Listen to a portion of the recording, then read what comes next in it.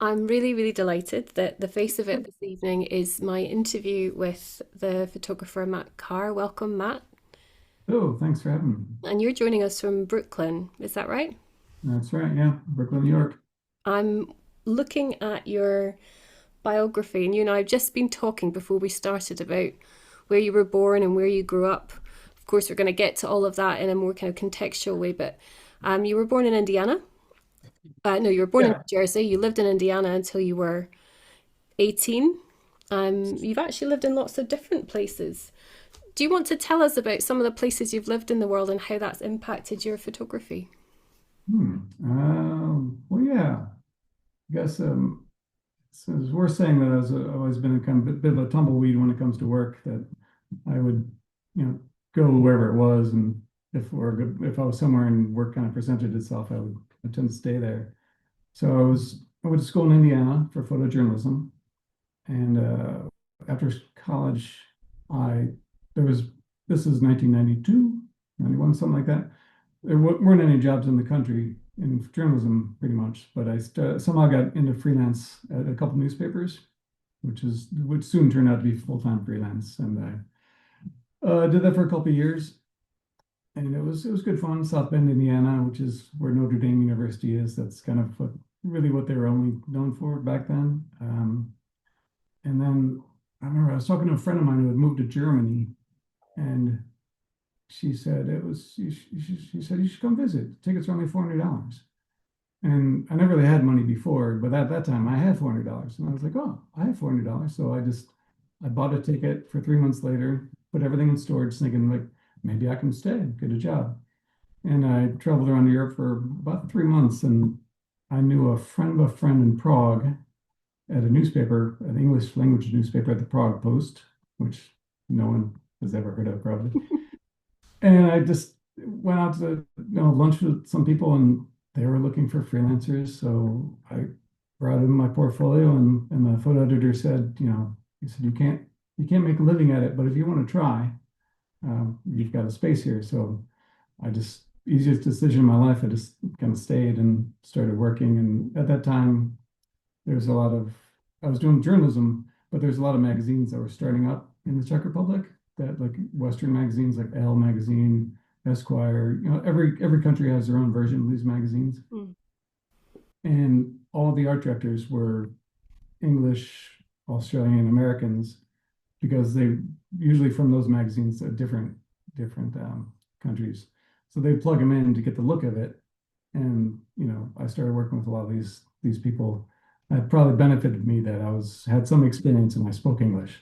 So I think that got my foot in the door, and then I just worked really hard and learned as I went, Mm. and just kind of shifted into the magazine world and things like that. And it was much more interesting for me because I always loved portraits and lighting and stuff like that. Mm. Um, and I stayed there for 6 years because it was a very comfortable place to live. I was a very big fish in a very small pond. I'd have billboards, and the magazine rack. I might have at least one of the sides of it was like one of my magazine covers, things like that. But it was getting a little. Uh, it's very much like you can't make a living there. There's no copyright law, or there wasn't back at the time. You're making no money, you've got no rights, and it's magazine world was slightly abusive. So I thought if I could do this in London, even at 25% of the work I'm doing in Prague, it'd be like worth doing, and I might make a living, stuff like that. Because back in Prague in the 90s, I was, in Prague, I was making decent money. But if I went back home to America, that money would just evaporate within 2 days because it was nothing, and like, to buy new gear was always a struggle. So I basically moved to London and did the same thing, and had This some. photograph that's on our title slide is from London, Exactly. That's from around the corner from my local diner. which This is is a curious thing actually, because when I've looked at your photographs, they do have, I know this seems silly or obscure perhaps, but they do have a very American feel. So I've actually wondered before with this photograph, although I've got the baked beans and it's actually out of shot because of the crop I've used, but there's a bottle you can just see it of HP sauce, which is quintessentially British. But these characters, Yeah, have such a kind of, obviously the hats, the kind of Western feeling that, if I didn't have the baked beans there, these characters could be transplanted into a diner in Brooklyn or, yeah, somewhere else that's closer to your home, I guess. So could you just tell me a little bit about these characters, about this photograph, or at least about a bit more about that time in London and what it meant for yeah. you? If this photo had audio, you would know in an instant that they're not Americans. But this is a band. I think they're called Los Skeletones or something like that. There's, the cowboy thing is very popular in many, many countries. Even Czech Republic, Prague has its own cowboy bar where you can go blind dance and stuff, even back in the 90s. So I saw these guys, they're playing, I want to say Denmark Street, where all the guitar stores are in London. And they were just a super crazy, funky, southwestern sounding band, and they all wore these polyester suits. And afterwards, I just went up and I said, I'd love to take some pictures of you guys. And I chose my local pub just because I tend to, I just part of the fun is finding interesting people and then interesting locations and throwing them together to see what happens. So this is the diner around the corner, and I just thought that was such a classic English thing, the skinheads on the raft. But it's And interesting for me because when I look at other work of yours that you've been inspired by, I mean, you know what's coming next. But this isn't a photograph of yours, but it's something that you gave to me as an image that you found, I guess, beautiful in some way. It's got a good quality to it. It's an Annie Leibovitz, you've just told me. We were trying to work out the name. We couldn't remember Dennis Hopper's name a moment ago, but it's Christopher Walken and Dennis Hopper. And to yeah, me, there's not that big a leap. Somehow, visually, something is going on there that I can see, you know, well, yeah. correlations. For me, it's the question. I always like photos that ask a question and don't answer it. This one maybe is a little straightforward, but it's also, what's going on here? I want to know more, and I'm not going to tell you anymore because that's up to you to have fun with it. Same thing with the Leibowitz photo. It's just such an awkward thing. Like he's got these two guys. Dennis Hopper is normally a pretty serious, intense dude, and here he's playing like the softer role. Like he looks like he's afraid, and he's shirtless. And why is he shirtless? And Christopher Walken is just insane generally.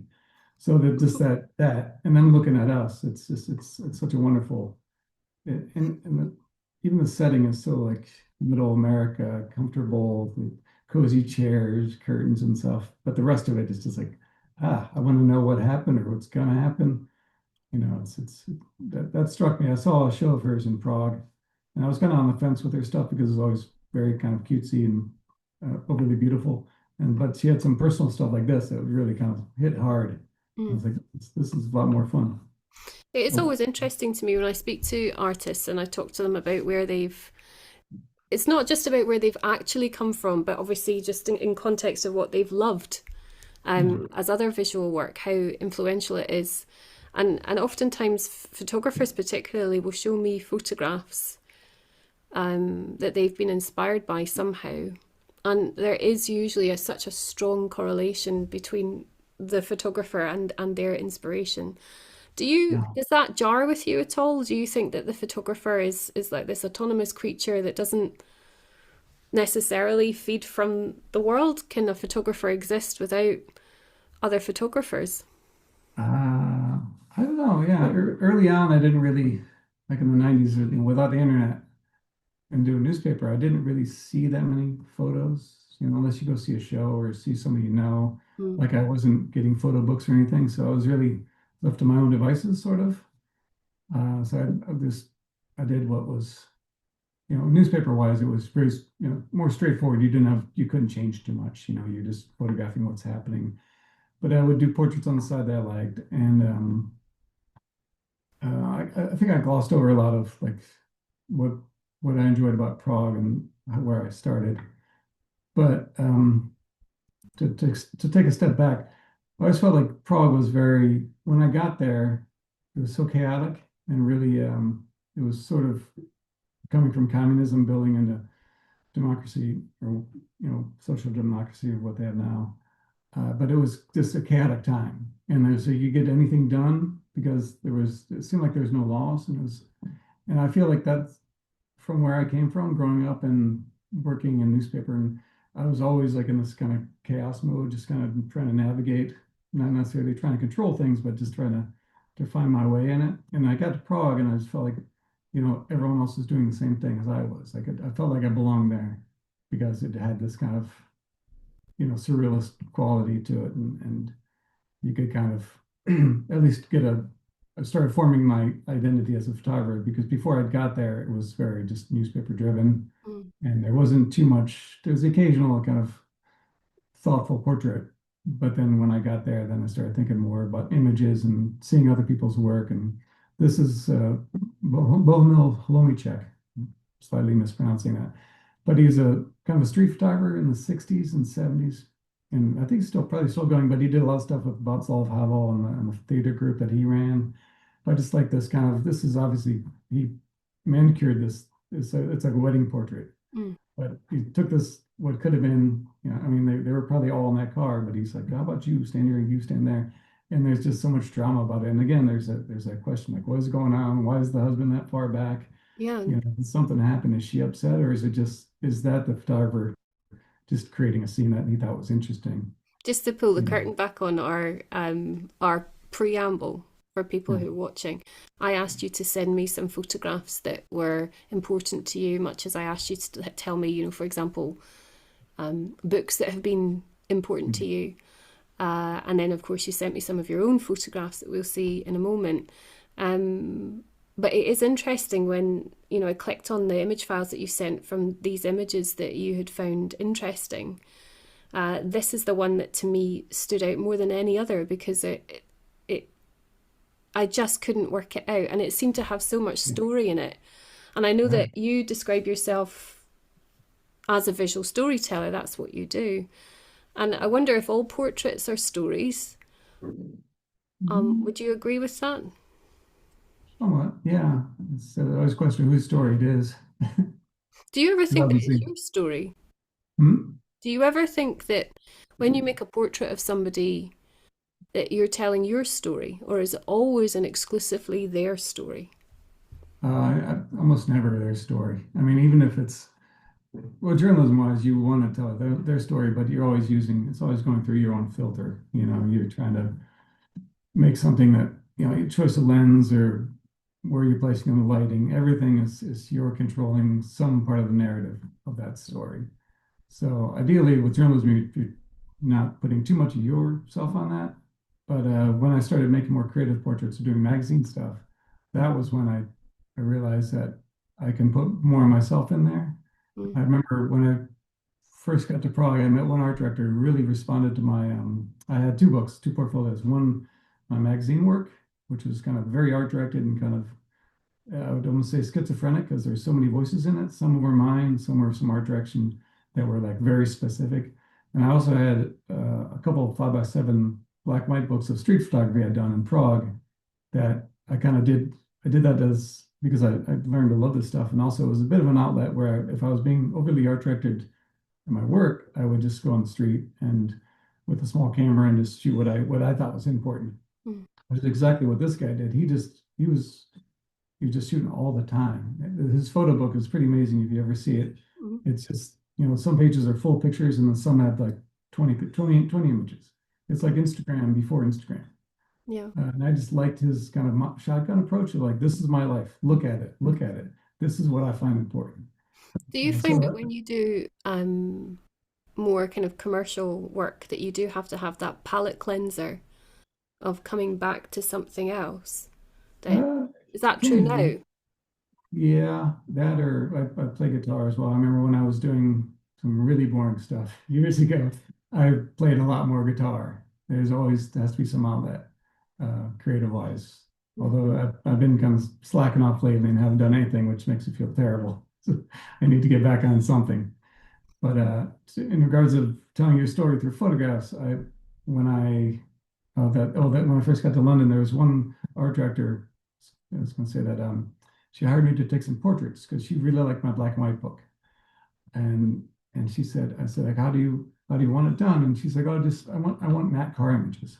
And that was the first time anyone ever asked me for like Matt Carr, and I was like, what the hell does that mean? Mm. And she liked the black and white books, so I had to go through my black and white books, which weren't portraits, and try to figure out how to make portraits in that style, which was my style, but for a magazine. And I pulled it together, and she loved it, and everyone loved it. It was great. And then finally, I started realizing, like, if I want to take pictures that I find interesting, I need to show people what my vision or whatever my look is. So that's when I really went more deep into portraits, which is what you see on my website, Mm, and tried to make a series of portraits that I had some kind of connection to myself instead of just nice pictures of people, mm. you I mean, know. this is an Nadav Kandar that's from this year, so it's a Yeah, very recent photograph of Don McCullin, or Sir Don McCullin as he is now, who is oh, now, sure. well into his 80s. In fact, I think he might be 90 this year. Hmm. Um, so obviously this image itself, this actual image, wasn't the influence way back then. But No, again, I'm just trying to, for myself, establish more. By the time you got to London, for example, had you started more to take reference from photographs more specifically by other people, or were you still in that zone of, being more, I guess, experiential with a wider world to inform what you were doing, or had you started to become, I guess, artsy and looking at other art deliberately? yeah, yeah, I've always the artsy stuff. Like even when I go artsy, I'm still very well aware that I'm a commercial photographer. Mm, So when I go artsy, I still kind of wear the reins of making sure that when an art director looks at this and they'll say, "Oh, you can be interesting, but also very commercial." Because making money, not living money, has mm, always been important to me because I've had times where I was not making living money and I was struggling, and but when I see stuff like this, I don't know if I would have had the guts to like deliver that. It's beautiful. It's just stunning, mm. but it's got a ton of mystery to it. And so yeah, fantastic. But I mean, obviously, I mean, in this case, we're looking at a photographer who is photographing another photographer. yeah, And that to me sounds like a very pressurized situation. absolutely, yeah, yeah. Have you photographed a lot of photographers in your time? Just my friends. Yeah, I was going to say you've got lots No, of Bill Woodman particularly. yeah, he liked that one. He sent me. Yeah, he did all the Photoshop in it. Then he texted me. He just wrote, "You're a good photographer." Thank you. We're nearly done with looking at your influences because I just want to show this. I put these two on the same slide. They seem to have a relationship, even though it's two different photographers. And you said Yeah, to me before we started that you do, you know, you do go around and you sort of you simply come across photographs that you really like. yeah. No, I'm not sure if these are necessarily influences. These are photos I just find amazing. Hmm. Yeah, just the idea. Just I mean that one on the left is fairly simple. It's just got some filter going on doing that blur, but Hmm. it's just beautiful. I mean, you take that away and it's a headshot. It's nice, but and then this dark one with blue and red. I that's as far as I can tell. For me, that's the wrong place to put the red, but it's really cool. It's again, it's a question, and I mean, this is even the darkness of it is just so fantastic. it's taking it out of context, but actually, Don McCullin, who's in the photograph here, was speaking about how he loved making photographs of landscape because, unlike taking war photographs, he felt like he was going into a supermarket and filling up his trolley. He didn't have to ask anyone; he can get out without paying. Yeah, Compared to the high cost, psychological, emotional cost yeah, of taking the photographs of famine and of war. yeah, But I was thinking about how perhaps for you, certainly it's true for me, that I can go about on the internet. You've already sort of mentioned this, and I can see things now in a way. It's like filling up my shopping trolley for ideas, yeah, and in a way, I don't have to pay for it. Now that's at odds also with a comment you made earlier about being in Prague and there not being any kind of breaks on things like ownership of images or copyright. yeah. Um, That's the magazine world. Yeah. do you worry now that Do you worry now that when you make an image yourself, that it will be appropriated or simply plagiarized? Oh. like this outright stolen. Yeah, no, I don't worry about it. I know it. This happens all the time. Does it happen all the time? And the Yeah, reason why I use the word appropriated is that, we live in a culture where art making happens because of art making. And, yeah. there might be, this is one of yours. The first one I've chosen is of Tilda Swinton, the actress, activist, artist, all Mm. round amazing, polymathic human. Um, Do you like her? yes. But I just wonder with images like this of faces that are so famous, not only can they be taken simply by somebody like me who might put them into a school PowerPoint or something, but, Yeah. do you find that other people take them and use them in a way that has a commercial value to it? Uh, Commercial value sometimes. Mm, Um, I definitely know there being, all these photos are in Pinterest bouncing around. A lot of them, I have a ton of stock photos of celebrities and other stuff. mm, And, and I set up a Google alert under my name just to see what goes where. And sometimes sometimes it's something paid for, but they're going all over the place. But generally not for a commercial thing. mm, Only a few times in the, well, I mean, I wouldn't know everything because you strip the metadata and that's it. But I know a few times that we've had to, with Getty Images, who owns, well, they don't own, but they market the images. We've had to go after people and sue people for using them. That rarely ends up with, I don't think anything monetarily coming back. But you see it all the time. Some people are nice enough to ask. That's fine. I mean, I know these things. The images are everywhere, and as long as it's not some corporate use, mm.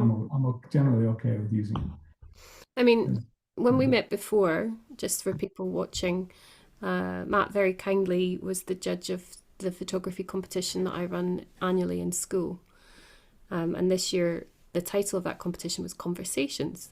And so the students at the school where I work set about making photographs that, could be anything, but in the theme of conversations. Mm. And, Matt, you were such Oh, thank you. an excellent judge, but also it was brilliant for me to have a photographer who makes work as you do, where I could then have conversations with my students about the potential conversations you were having with all these famous people. And of course, as soon as I showed this image to them, they were like, "Oh, it's the White Witch," and they were all bowled over immediately. Yeah, yeah. And do you find that people are blindsided by celebrity? Are you blindsided by celebrity? You mean photographing them or? Yeah, I mean, do you get starstruck? Are you? Not really. I would only get excited when like somebody who plays an English detective would come in the studio and I'd be like, "Oh, you're, Doctor, Inspector Lindley. Remember Inspector Lindley?" No. No, oh, it was like in the 80s. I loved him. He showed up one time and I was so excited. But when I first started, yes, I was very intimidated. I did a lot of celebrities in Prague, which is good because, I never knew who they were. They had to tell me how big they were. But then remember when I first started doing celebrities um, for, for Premiere Magazine, and I did a lot of film festival work. Mm, Uh, Charlize Theron came in. This is by no means to trash her, but I was really nervous about Charlize Theron coming in. I was working in a hotel room just with a backdrop, two lights, and she came in on the phone and she was having a rough day and she was yelling at somebody and they were having a rough day too. And I was like, I just realized I wasn't really in the room.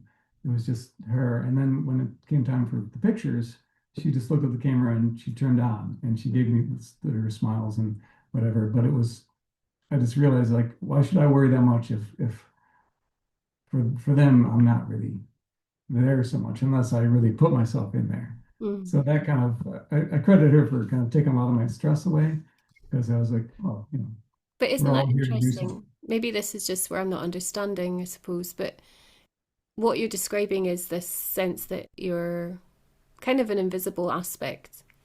You can be in photography a lot of times, especially in Prague. I would be somewhere with somebody very important, with a reporter and a translator. I remember I went up to the castle one time to photograph Václav Havel, the former president after the revolution.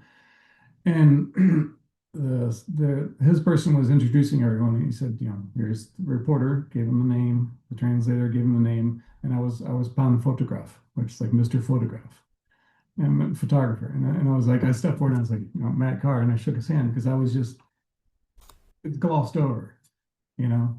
But that happens a lot in bigger, with bigger people. You're just there to take a picture, so you don't have a name Mm. unless you have a name, unless you're a big wig.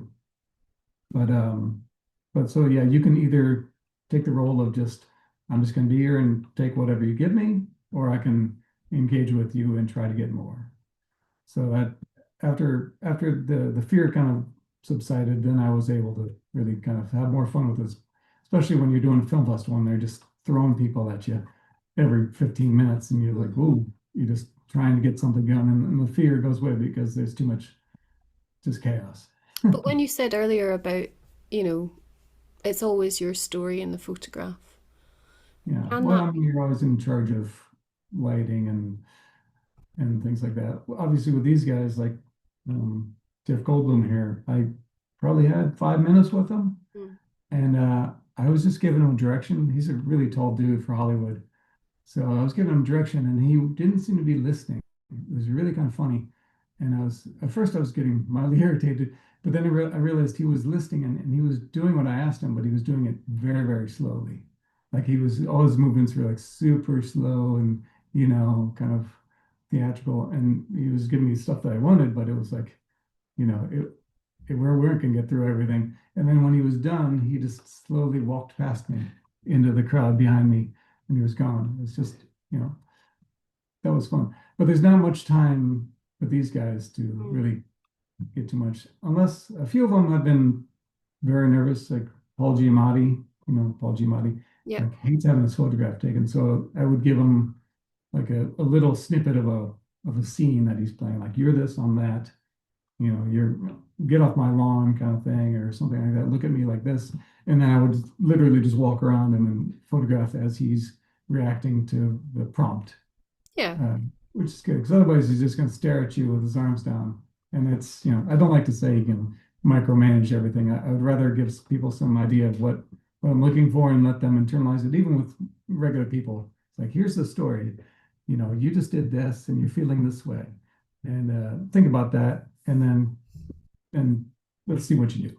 Is it actually rare to find somebody who, I mean, you described Charlize Theron there coming alive momentarily in a different way, and she's obviously a skilled actress. But is it quite rare actually to find someone who naturally knows how to be in front of a camera? You mean like knows how to what their good side and everything is, like all that? Like More than that, I mean, sort of the emoting element of making a picture, or, yeah. Well, if you're she's having to direct people essentially so clearly. yeah, that's some of them. Some are, have their ideas baked in, like Clive Owen, beautiful guy. But I don't think I influenced him much what he was gonna do because he knows his looks and he's gonna give them to you. You can adjust him a little bit, but he's not gonna go off script for somebody he doesn't know. Mm. And Shirley's Theron as well. She falls into kind of the model category because she's done so much modeling work, so that she knows. But yeah, I'd say a lot of them know what they're doing with in terms of posing for a photograph. But some of them are more, the actors that if they're playing a role, they know what that person would do. But then when they walk into my studio and they're not playing a role, they're themselves. Mm. Then You you get said about nervous. Jack White that he Yeah, actually gave you quite a lot of time.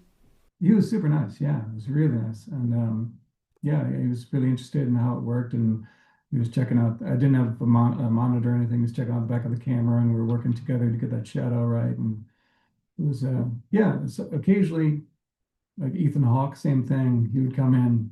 I photographed him a number of times, and he was just like super generous with time, which you don't expect. Like I'm ready to go. I've got lights on a trigger. I can, flip a switch and have a different lighting setup because if they're out the door in 30 seconds, at least I can have something.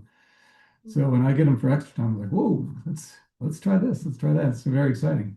So do you think that time as a photographer simply does equate to making better photographs. No. It depends. I mean, if you gave me 2 hours, the first hour would probably be productive, and then I might be trying stuff. Maybe it'd work, maybe it wouldn't. But I coming from journalism, again, there was maybe the thing would happen, and that's you have it or you don't. Yep. So, like when I worked in Prague, we'd be up at the castle and we'd do those photo shoots where, in most countries have those kind of photo ops where the president and somebody are sitting at a couch talking, and you got a photo of that, and that's basically a photographer with a security guard, their hand on their back, walking them through the room, and you're just photographing as you're walking around this couch, and you're out the door, and like you Gosh. have it or not. So that's one example where you might have no time. But like I've got a photo of Jeff Bridges, and I love that photo, and he just gave me what I needed.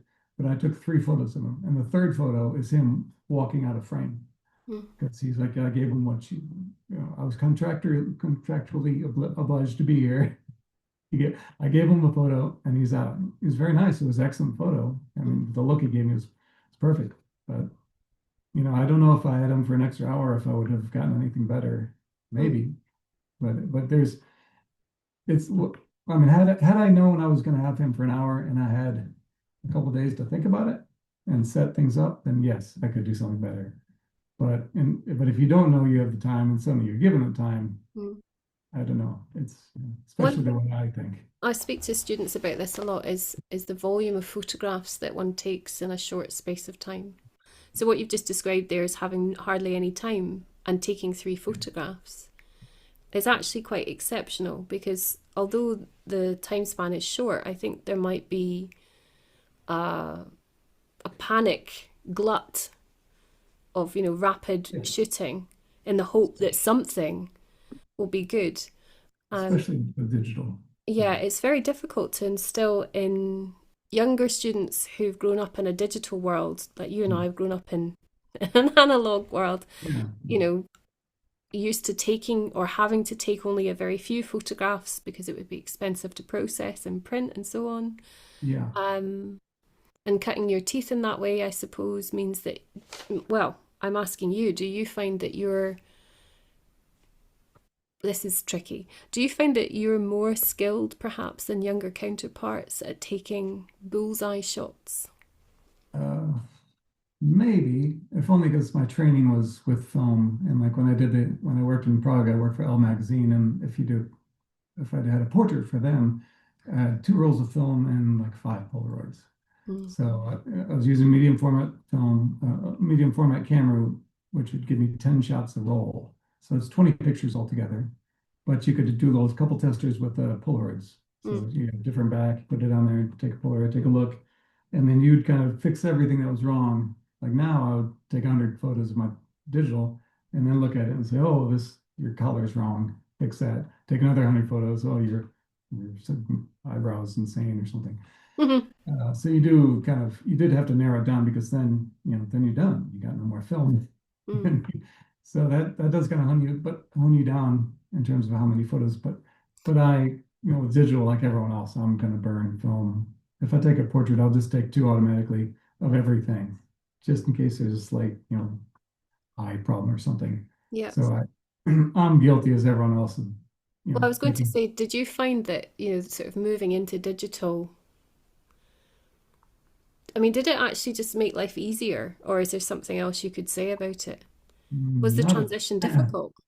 it was a tough one. Yeah, Mm. it was. Yeah, because with film, I was never, somebody else was processing it and printing it, which is good and bad. It's good that I'm not having to deal with it, but it's also bad because somebody else is working the color. Mm. And if they're doing any kind of darkroom stuff, that's their idea more than your idea.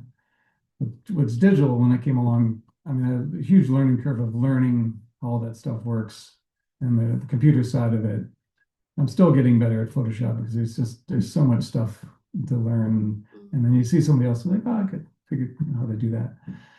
But now I'm much more appreciative of the control I have, where you can really, when you do a photo shoot, you get the raw image of something that you can work with later. I think this is interesting going back to something like your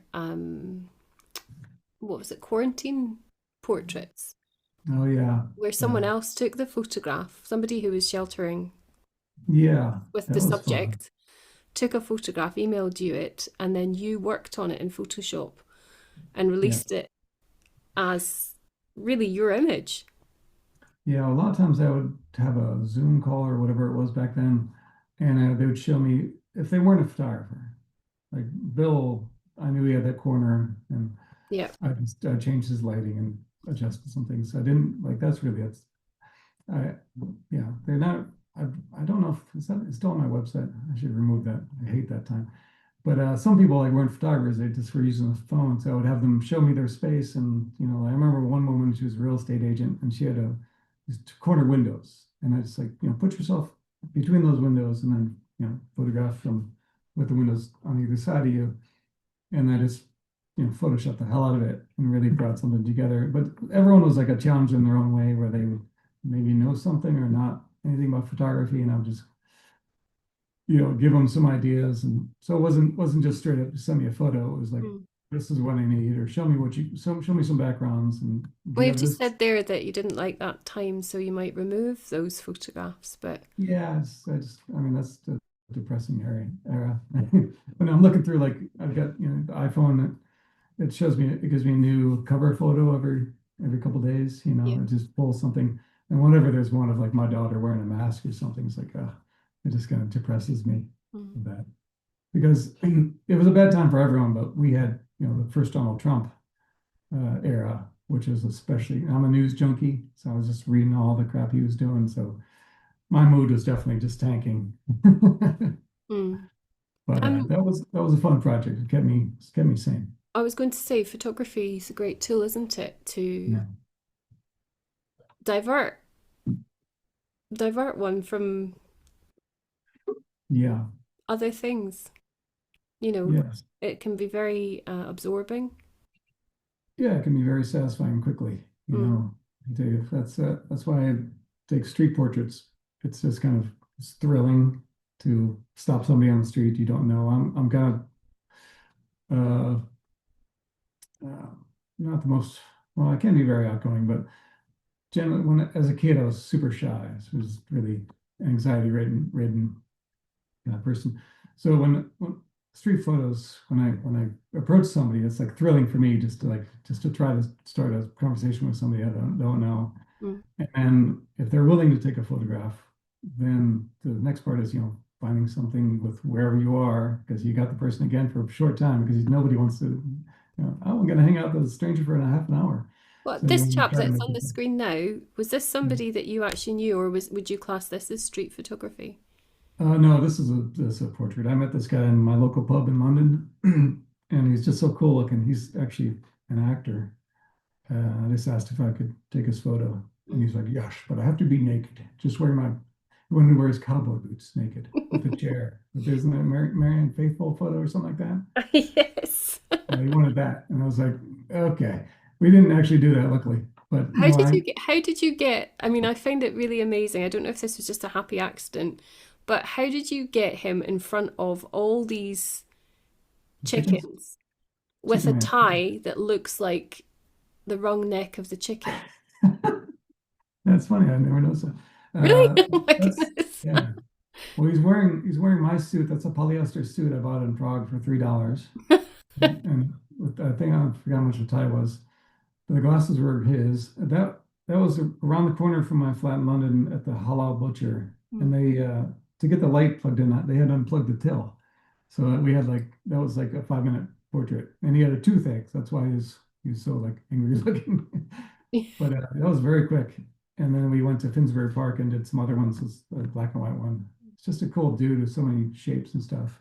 Yeah. I And mean, he was like black 40 in this photo, just so you know. 40. Yeah, I think so. Because he called me when he was turned 50, when I was already in America, and he said, "I called you so you have to respect me now that I'm 50."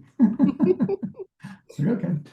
I was going to ask you about this sort of the difference for you between black and white and color which is I know it's an obvious question for anyone to ask a photographer, but just whilst we're on this slide, actually, we've got some black and whites of yours later that aren't necessarily what I think of as portraits, actually. But for this, in portraits, and we've seen the celebrity portraits now, is your preferred way of working with color, or what can you tell us about working across these two different forms? Well, with Raymond here, um, I like that was film, so I would just always shoot a couple color and a couple black and white. But I always like the idea of having diptychs in my portfolio, so like two portraits of the same person Mm. in different styles. And sometimes it's I won't say easy, but it just makes it just a stark contrast when you got black and white and color. And also you can twist a black and white image much more than you can a color. You can really like the tones, the darkness and lights, you can really pull them. Black with color, the color starts getting funky. You start losing people that like, they look wrong. But I started doing a lot of color, black and white in Prague for my street stuff just because it was such an the town was still crusty looking, and there's all the old people wearing the old clothes, and things were slowly changing. But then there's always inevitably in the background like a Coke sign or some kind of colored sign that was just distracting, would kill the image. So I was like, if I just do black and white, that removes all those color distractions But and it there's keeps it. also, I think, something about,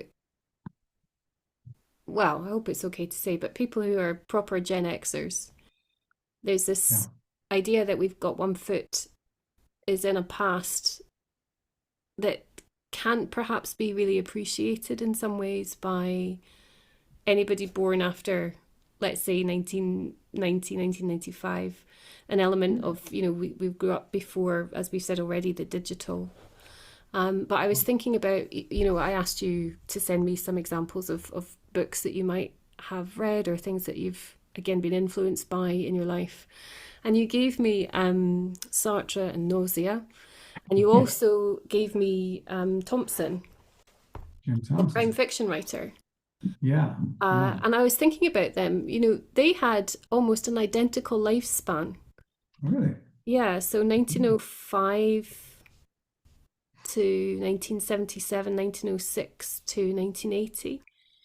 And I was thinking about how they might have appeared, as you've said already yourself, experience lives in the photographs made by any particular person. Your references are quite 20th century, would you say? Oh, yeah, yeah, certainly. And I mean, I do like to look at older paintings just for the lighting and stuff. I remember years ago thinking like if all photographers are looking at other photographs and copying them, mm, if I copy lighting from paintings, maybe my stuff will look a little different. Uh, but it's even just, I think, people who are sort of older than 45, when we really scrutinize what we come from, hmm, and I know you and I culturally are different because you're American and I'm Scottish and all that, but at the same time, the era and the cultural references from the period, yeah, we are looking backwards from where we have actually stood to 1900 essentially. We can see that far back through our grandparents or people that we would have known. yeah, And I do think it creates a legacy. There's a legacy in your work, I think, that is about something that isn't truthfully retrievable yeah. in in other work, and people who are younger have got a wealth of stuff, of course. It Hmm. is different. Yeah, that's part of what I was doing in my street photography in Prague was just trying to capture these moments and the look of that place because I knew it was going to change Mm, rapidly. And I was always jumping on trains. I didn't know where they're going to go and just photograph whatever. And it was just because it was so beautiful, it was so crusty and like I did take some color photographs because the the buildings hadn't been painted or adjusted for years and years, and the patina on them was so soft, mm. and now it's all been brought back to like the original colors, which were quite it was beautiful but very bright, Yeah. very very different. But I do remember just like that was really important to me, like this is an important moment. I need to capture and photograph this stuff. Mm. Even if these photographs I could show them to you and you'd be like, oh, it's really boring. I was, yeah, but I remember how I felt when I took that photograph. Which now you take it with the phone, I feel like it's You get some of that, but it's when there's I guess when there's fewer, I don't know, just it felt different. I don't know But if yeah, you've ever seen a movie, Goodbye Lenin. goodbye, Lynn. It rings a bell. You should watch it. It's children trying to protect their mother who's been comatose since before the Berlin Wall came down, Oh boy. and a staunch communist, and of course trying to protect her from the Uh, new capitalist avalanche. yeah, that was a It's big very transition. amusing and also melancholy, and a lot of it is actually also about, architecture does play a part in this, as you say, Mm. like the patina of the past and what we carry forward. I mean, as a photographer, you're looking all the time, aren't you, for the past? Yeah, yeah. And for me, I mean, I was coming from Indiana. We don't have castles in Indiana, things like that. And it's just everything was so new and exciting. And even in London, same thing. There's all this history. And everything's so different. I came to New York and I kind of stopped taking photos for a long time because it was like, it was a different, not that I knew much about New York before coming here, but it seemed very, it was just, it was too known to me, I think. It wasn't as exciting. But I've come around to that. I've kind of readjusted my thoughts on that. Mm. But yeah, but here in Brooklyn, at least, there's a ton of schools that teach black and white, and that the younger generations really come back to it. There's film camera stores, there's meetups, there's all these festivals. It's wild, and film cameras are worth a ton of money now. Even the film, if you can find expired film, people are paying crazy money for it. Yeah. It's kind of it's nice. It's nice to see people like appreciate this stuff because everything's so quick now, Yeah. and there's you I've been a very poor moderator this evening because I've been so taken along with everything that you're telling me about that I've only very loosely kept to the actual slides that we're looking at. know. Um, I But I mean, want to go back we're gonna to, come back to Prague right at the end, actually, but I just want to talk for a minute about environmental portraiture, this sense that you put someone in a place that defines them somehow or yeah. contrasts with them enough that we can tell something more about them and, of course, their story. Um, this one just, I guess, piques my interest. Um, Yeah, this is Stephen Ulrich. He's the composer and guitar player with the band Big Lazy. He does soundtrack stuff as well. Very kind of twangy guitar, instrumental, the stand-up bass and drummer. They're in New Jersey, and this is in New Jersey in this place called Kearney, which is have you been to New York? If you cross the river in New Jersey, you just get into the worst part of Jersey. It's all where the factories are and all of where they make flavors for the worst candies. yeah, And this is just a gritty area of there's some water behind them. It's probably nothing could probably live in that water. With power lines, and he's standing on a piece of just metal we found, just a rusted piece of metal. But it's but for him, it was just kind of important to show that kind of grit. This is maybe the wrong time of day, to be fair to the music, but it still works because it doesn't make any sense. And that's actually Bill's background he lent me for the day. I Um, thought it was familiar. yeah.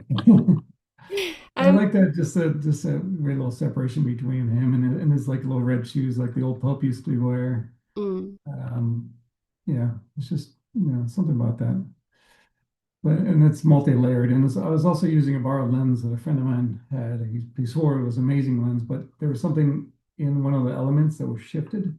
So the focus on this is kind of it's like a tilt shift. So if you yeah, actually saw the picture big, the focus doesn't make any sense. It's on his face, but it goes more angular yeah. than straight on as focus should.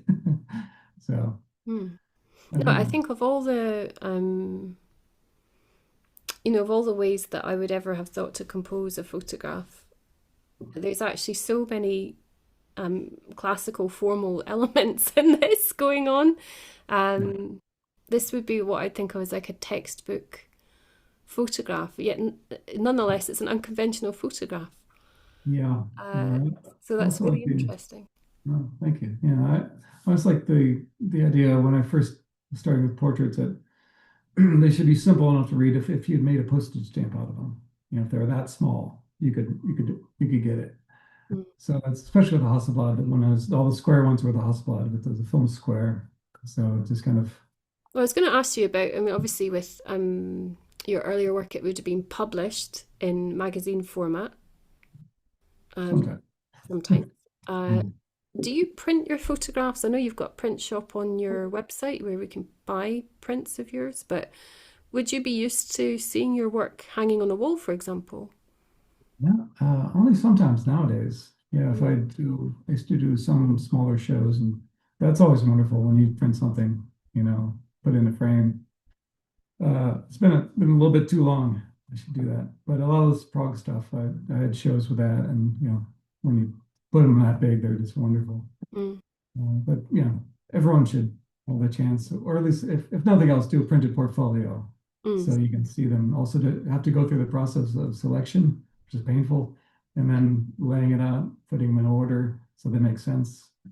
It's all this stuff is it's kind of hard to do, but if you do it right, it's fantastic, Yeah. and I have mean, something physical. we So make sure that the even the younger photography students, year nine, so like age 14, yeah, that they all make work to put in a frame.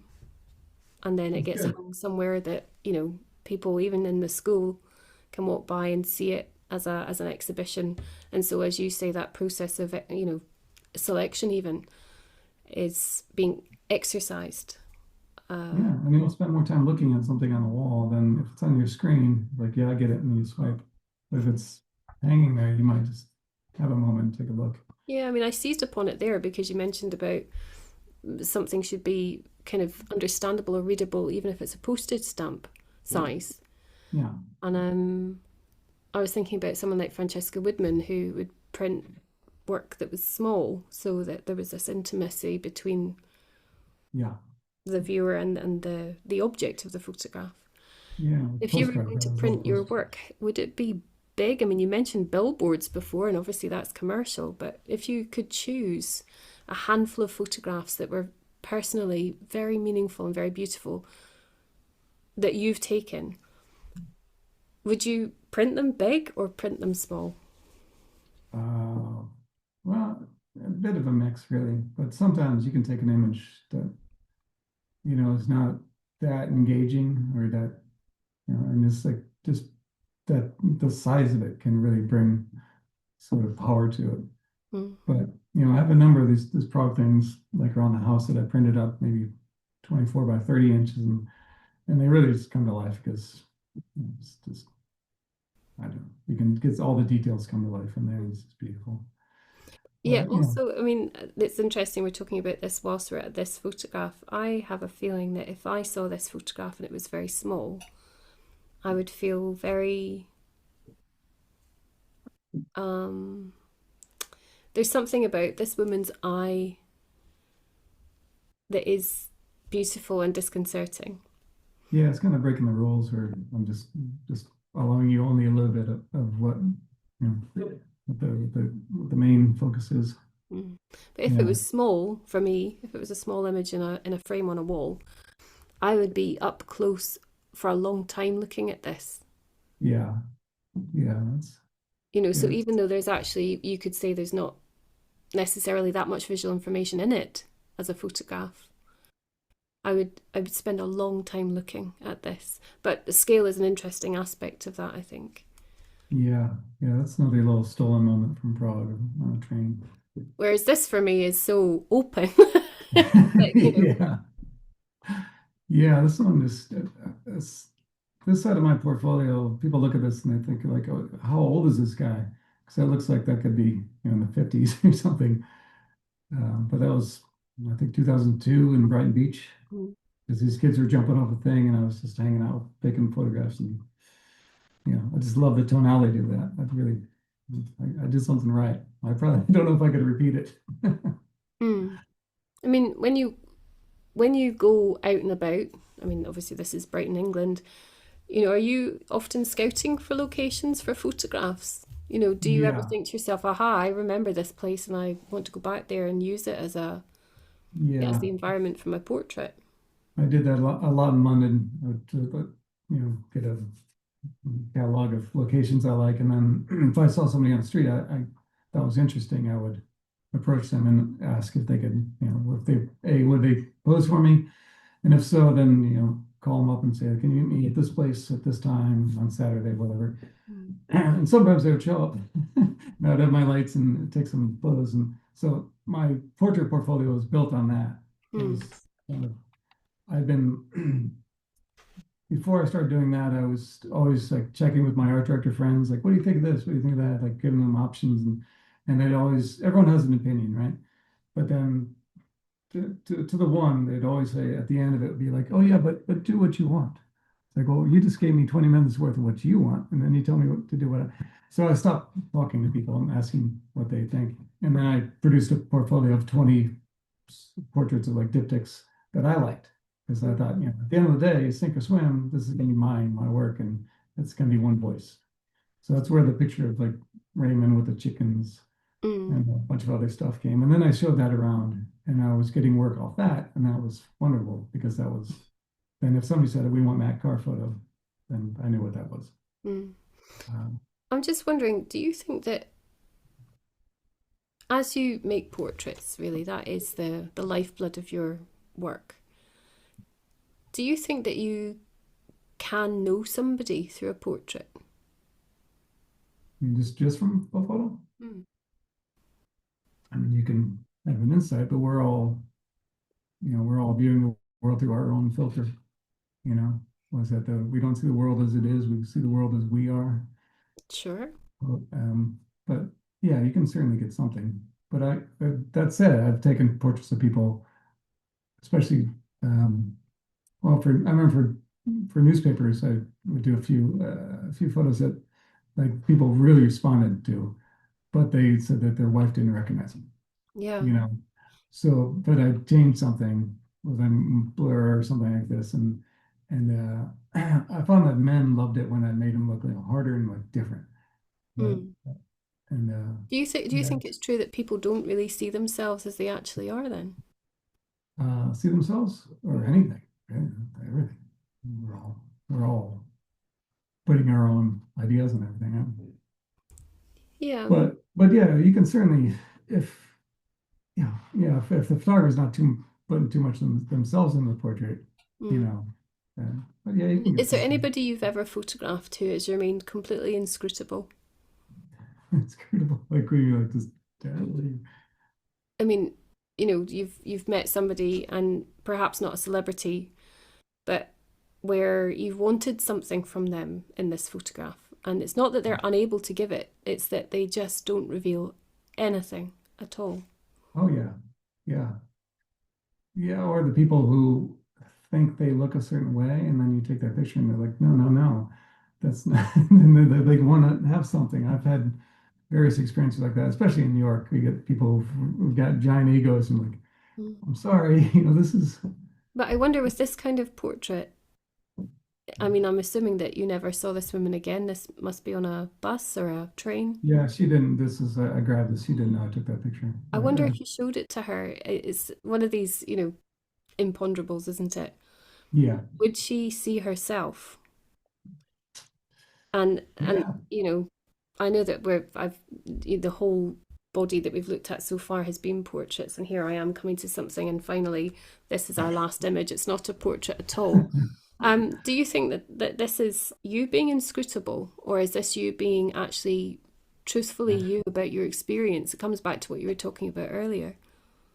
This image. Yeah.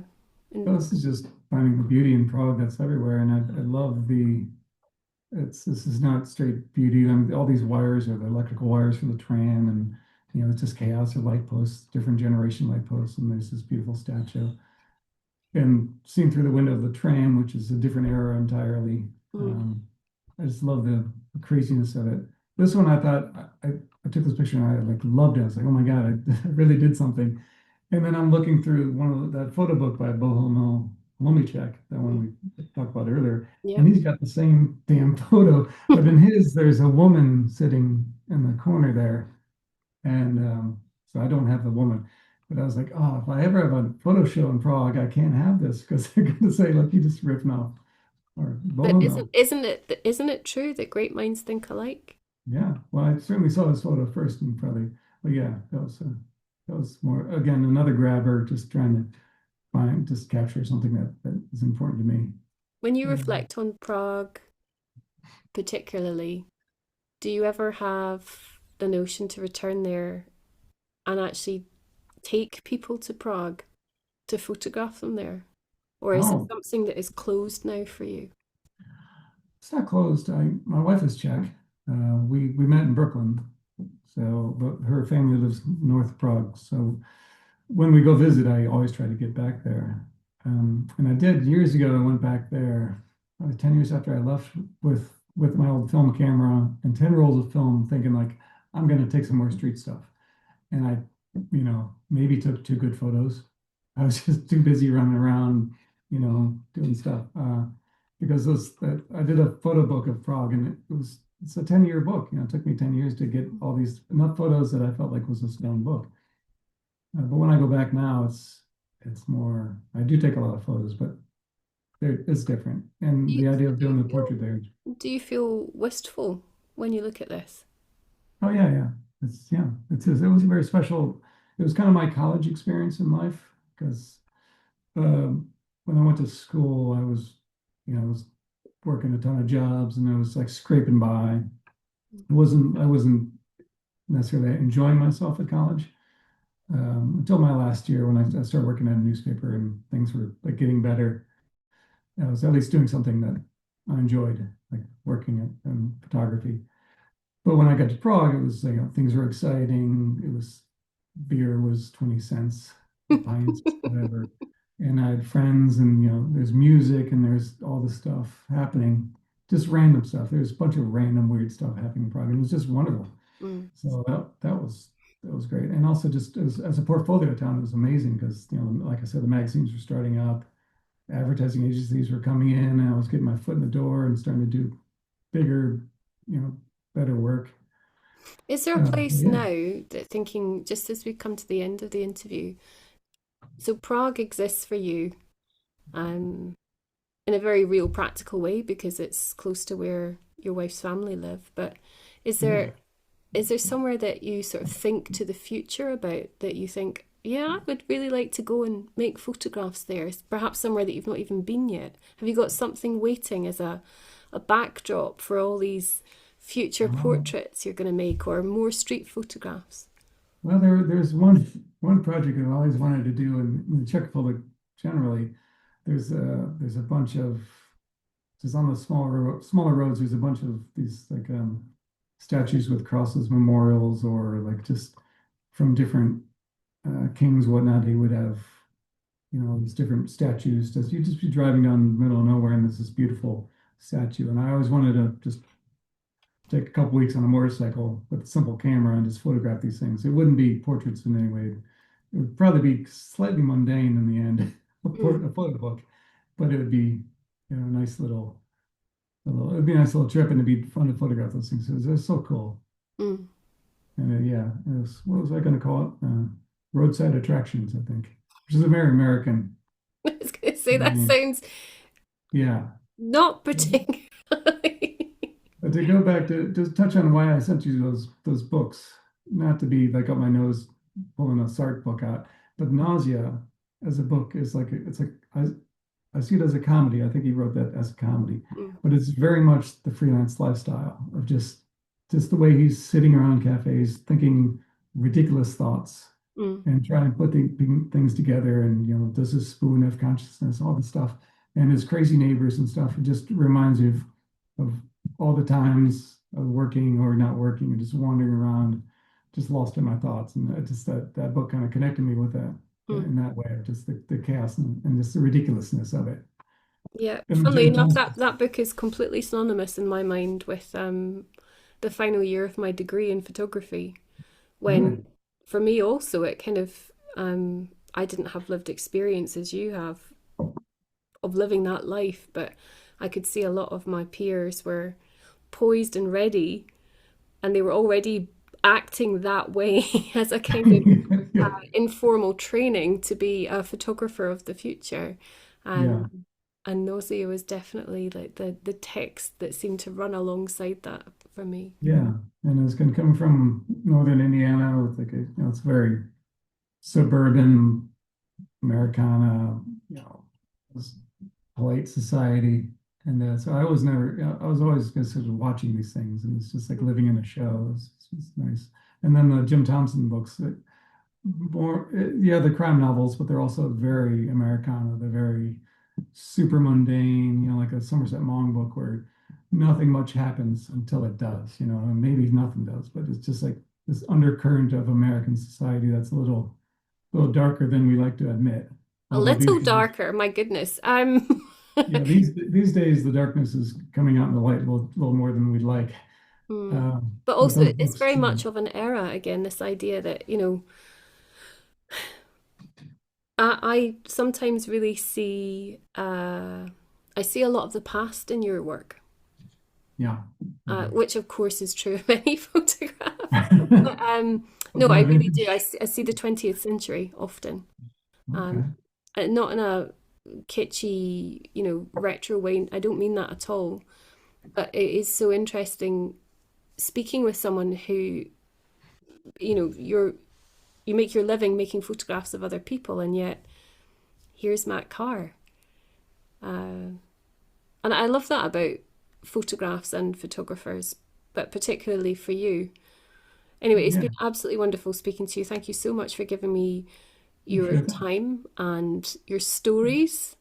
It's fun to talk about stories. Yeah, it's easier to talk about stories than just blather about myself. Well, thank you, Matt. Thank you.